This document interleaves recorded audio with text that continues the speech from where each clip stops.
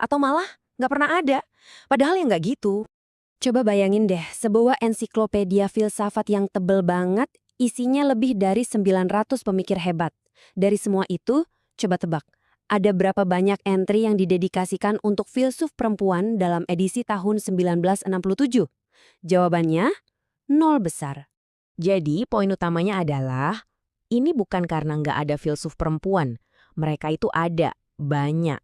Tapi nama-nama mereka secara sistematis seperti dihapus dari catatan sejarah. Nah, ini kan lini masa standar filsafat barat yang kita kenal banget, yang sering diajarkan di sekolah. Nama-nama ini pasti udah nggak asing lagi di telinga kita. Tapi, ini baru setengah dari ceritanya. Pertanyaan yang sebenarnya adalah siapa yang hilang dari gambar ini?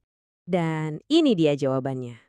Ternyata di setiap era, di samping nama-nama besar itu, selalu ada pemikir perempuan yang karyanya sama pentingnya, tapi seringkali dihapus dari sejarah. Pitagoras itu ternyata punya guru perempuan bernama Themistoclea. Socrates sering berdebat dengan Aspasia dari Miletus. Jadi jelas kan, sejarah yang kita tahu itu nggak lengkap. Nah, penghilangan tadi itu bukan satu-satunya masalah. Kadang sumber yang kita anggap paling hebat dan paling terpercaya pun bisa punya bias tersembunyi. Yuk kita lihat contoh dari seorang jenius. Kita ambil contoh salah satu buku filsafat paling terkenal di abad ke-20 yang ditulis oleh seorang pemikir yang brilian. Buku ini dianggap mahakarya oleh banyak orang, bahkan dipuji setinggi langit oleh Albert Einstein. Tapi, coba kita lihat apa kata para ahli lainnya. Mereka justru mengkritiknya habis-habisan. Menurut mereka, buku itu lebih mirip kumpulan opini pribadi penulisnya yang disamarkan sebagai fakta sejarah. Intinya jelas banget, seseorang bisa jadi jenius di satu bidang, tapi sangat-sangat bias di bidang lainnya. Inilah kenapa kita harus selalu bertanya, apa ya sudut pandang penulis ini?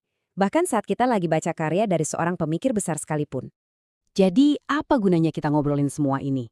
Kita kan mulai dari hal-hal kecil ya, kayak ngenalin argumen ngawur di kolom komentar.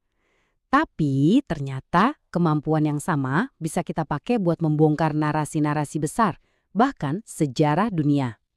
Dan penting banget buat diingat, kemampuan berpikir kritis ini bukan cuma milik tradisi barat loh.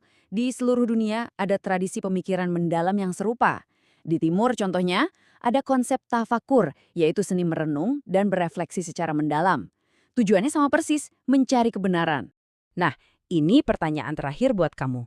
Kalau sejarah filsafat aja bisa kehilangan begitu banyak bab penting, kira-kira cerita lengkap apa lagi yang selama ini kita terima mentah-mentah yang mungkin juga punya banyak halaman yang hilang?